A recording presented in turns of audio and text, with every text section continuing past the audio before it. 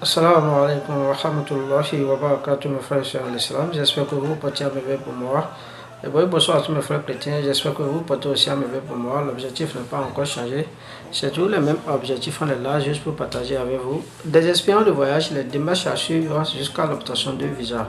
Mes frères et sœurs, prenez siège et regardez la vidéo jusqu'à la fin. C'est une vidéo très intéressante.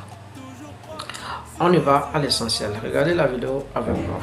75% d'expatriés migrants africains souffrent aux États-Unis.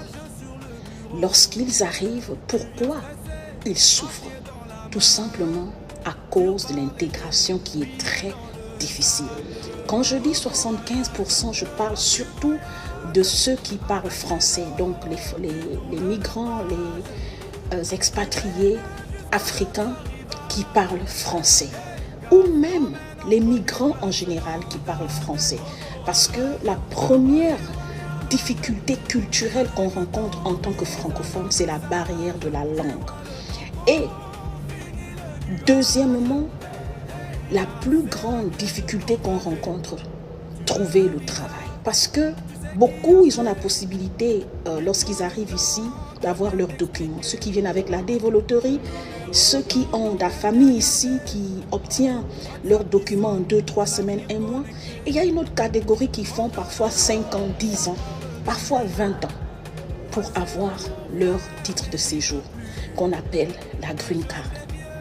Donc, c'est l'une des choses qui font que, quel que soit le type de visa avec lequel tu viens en Amérique, les 2-5 premières années sont très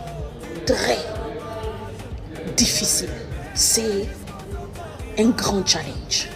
Et beaucoup décident de give up, repartir. Et parfois, nous sommes exposés à la dépression. J'ai envie de vous partager ces réalités que nous, en tant que migrants francophones, nous vivons ici. Je peux dire migrants en général, lorsqu'on vient en Amérique. Oui, les salaires qu'on vous donne, rentrer, devenir militaire, c'est une chose. Mais supporter les réalités en tant que militaire, c'est une autre chose. Tout à l'heure, je suis à l'école et je sors d'un cours. Et j'ai un condisciple de classe qui est militaire. Donc, il revient de Hawaï. Directement, il est venu en classe. Il disait que même si c'est la dernière minute, mais je veux quand même suivre le dernier cours.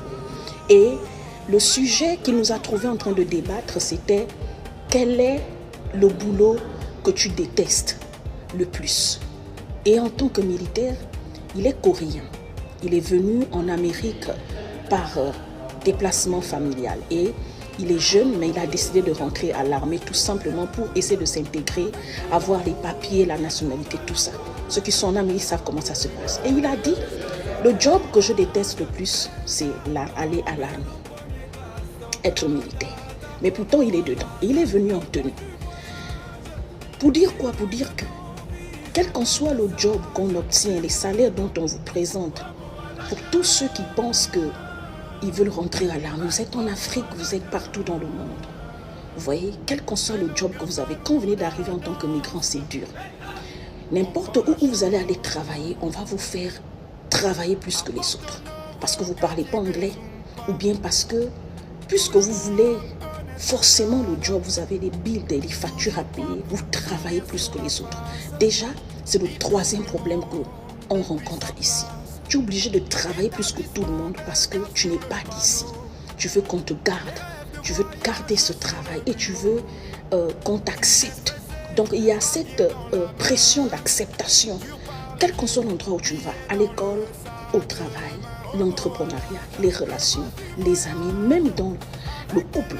Quand tu es expatrié, tu as tendance à vouloir faire plus pour essayer d'être accepté. Ce sont des difficultés qu'on rencontre. Mais pour aller dans les détails, par exemple, faire une rencontre.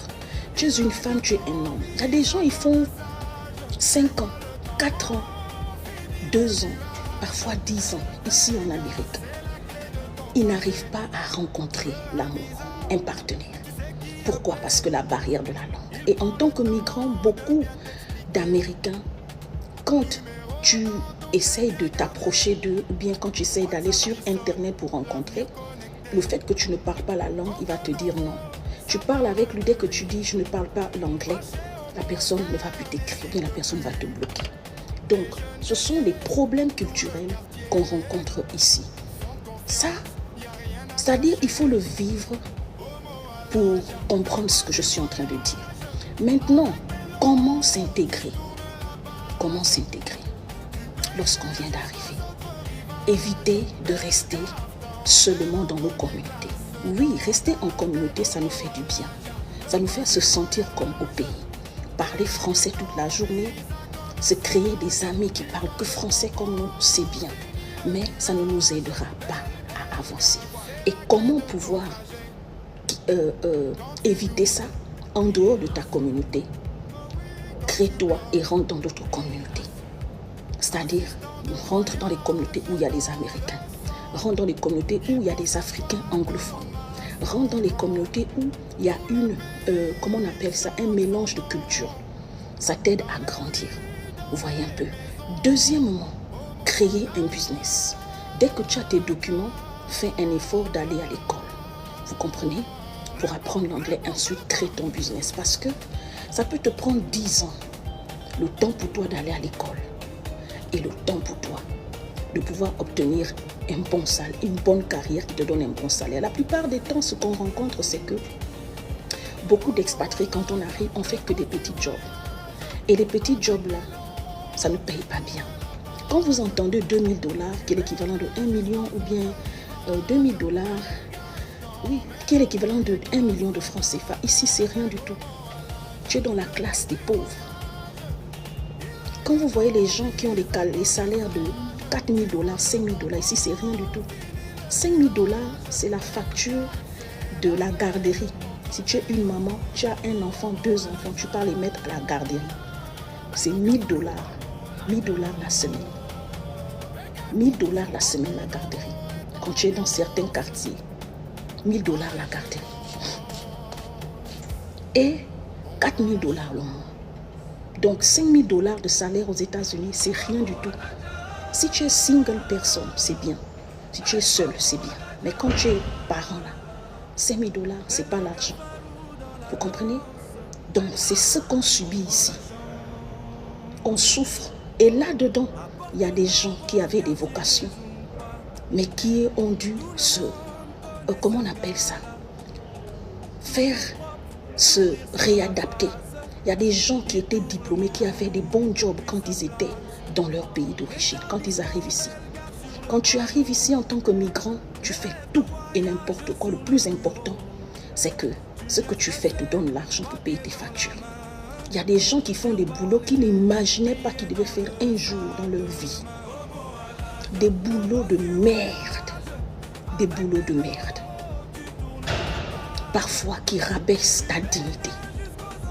Parfois qui te brisent le moral. Parfois tu es obligé de le faire. C'est des réalités que les gens vivent ici. Il y a des gens qui avaient une certaine morale. C'est-à-dire, je ne peux pas faire ci, je ne peux pas mentir, je ne peux pas voler, je ne peux pas escroquer. Mais quand tu arrives ici, tu peux devenir une personne malsaine très vite. Parce que tu saisis toute opportunité qui peut te donner de l'argent. J'ai vu des femmes venir ici. Elle n'a connu qu'un seul homme dans sa vie. Elle est mariée, elle est célibataire. Mais le mari accepte qu'elle mène une certaine vie. Tant que cette vie-là leur permet d'avoir de l'argent pour payer les factures. Il y a des femmes, elles acceptent que son mari fasse cette... Elle connaît que son mari, ce que son mari fait là, c'est mauvais. C'est même contre les lois juridiques américaines. Elle sait que ce qu'ils font là, c'est mauvais. Mais elle voit. Tu perds ta crédibilité. Est-ce qu'on a le choix? Oui, ça nous donne le choix. Mais parfois, il y a des gens qui n'ont pas le choix que de faire cela. Et la plupart d'Africains commencent à voir qu'on souffre. C'est nous qui vivons le plus dans des quartiers de ghetto ici. Je dis bien 75% d'Africains, on vit, quand on arrive ici, on vit dans les quartiers de ghetto. On n'a pas l'argent. On n'a pas la possibilité d'assumer le lifestyle américain. Et le deuxième, troisième secret, allez-y vous faire éduquer. Vous pouvez faire 10 ans en train de faire les petits jobs. Vous pensez que vous avez la vie. Allez-y vous faire éduquer. Quand vous avez les papiers, cherchez un petit job où on vous donne un loan pour aller étudier. Allez-y vous faire étudier. Éduquer. L'éducation est capitale pour avoir les bons salaires et assumer un train de vie normal ici. Sinon, vous allez souffrir toute la vie. Je vous dis la vérité. Honestly, at this point, I don't even want to get rich to even be rich and live luxurious. I literally want to get rich so I can get the fuck out this country. I cannot stand it here anymore. Everything about this country makes my fucking stomach bubble the fuck up. Especially the fucking economy. I'm sick of it for everybody, but I'm really sick of it for myself too. Cause like, I'm just sick of everything is not being fucking affordable. I'm sick of this fucking rat race shit. Like, I don't even give a fuck about the American dream. Fuck American dream. I don't want no fucking, like, I would like it, yeah, but honestly, it don't even sound that appealing when you think about it, because it's like, damn, you could buy a big ass house and it's like, it's still not even yours. The fucking, whoever the fuck can take it back if you don't pay your property taxes, and you still gotta do this and do, like, it's just like, dude, is anything ever fucking really what it is? Like, do we just keep fucking working for shit and it's just, you just never get there? Like, I'm confused. Like, even when you talk to people that's fucking doctors and lawyers and shit, they're fucking stressed out and fucking financially not in a good fucking place either, and it makes no sense to me. Like, what the fuck are we doing? Like, honestly, all this shit is a fucking lie, and that's the reason I really want to move the fuck out of this country. I want to live abroad because I'm tired of idealizing my life based off American standards. I want to go to another country where they're not worried about who got the flyest shoes, who got the nicest car, who got the biggest house, and I don't give a fuck about none of that. I want to live in a fucking jungle. I want to wake up and eat my fruit and pet my pet monkey every day, and not have to sit here and stress about fucking dumb shit like fucking bills and fucking gas and budgeting out no, it's fucking annoying now. It's literally fucking annoying. Like, I fucking cannot stand it here. I cannot wait. I can't wait till I can stitch this video and I'm living abroad in another fucking country. Who's out here living the American dream? But I can tell you one person who isn't, and that's me. I have 4 kids and I'm working 3 jobs and I'm still struggling. I have my full-time job. I'm a 911 dispatcher. My other 2 jobs are waitress. The American dream should not be this hard. I should not have to be working my life away, being away from my kids. You know, sometimes I have to pick. Am I going to pay my electric bill or am I going to buy groceries? Because my kids need to eat. This is not the American dream. I'm so tired of struggling. You know, so many people are going to work, working multiple jobs just to pay for a house to sleep in, just to put their head down at night.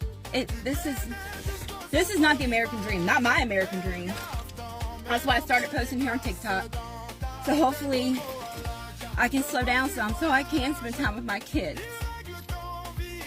Life shouldn't be this hard. I know one person that's making 6 figures and they're still struggling.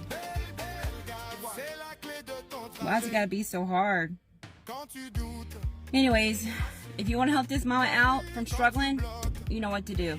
I'm headed into work to work at Buffalo Wild Wings today. I have to work a double. Say a prayer, I make some money. Hi guys, I'm really stressed today. I just went to the grocery store, bought 10 items, and it was $80 freaking already. I literally have $10 left in my account. Fuck. So the backstory, I got laid off from my job a month ago. And I've been applying for jobs months before I got laid off. Sent out hundreds of resumes already. Applied to hundreds of jobs on the internet, remote and on-site. Tailored my resume to every position that I applied using ChatGPT. Went to only a few interviews and still nothing. Like, what the fuck is going on with America right now? Like, it's so freaking hard to live here. Like, I'm gonna stay positive. I'm gonna keep applying for jobs. I'm gonna keep showing up. But man, my bills are not going to wait. Voilà mes frères et sœurs, j'espère qu'on a tous regardé la vidéo du début jusqu'à la fin. C'est une vidéo très intéressante.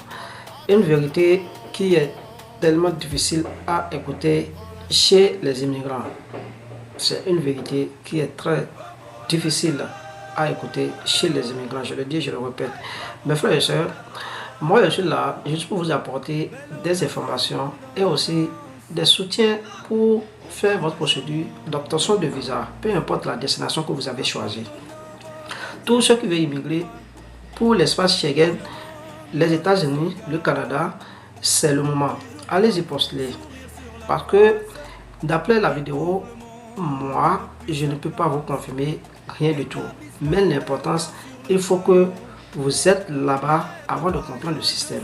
Il faut que vous rentrez dans le pays avant de confirmer ce que les immigrants sont en train de partager chaque jour comme information avec tous ceux qui ne sont pas encore sur le territoire. Donc merci beaucoup. Donc je ne vais pas faire une longue vidéo, je vais arrêter la vidéo sur ce point. Assalamu alaikum wa rahmatullahi wa barakatuh. Mes frères et sœurs en islam, et bonsoir à tous mes frères chrétiens qui me regardent. Et à la prochaine pour les autres vidéos.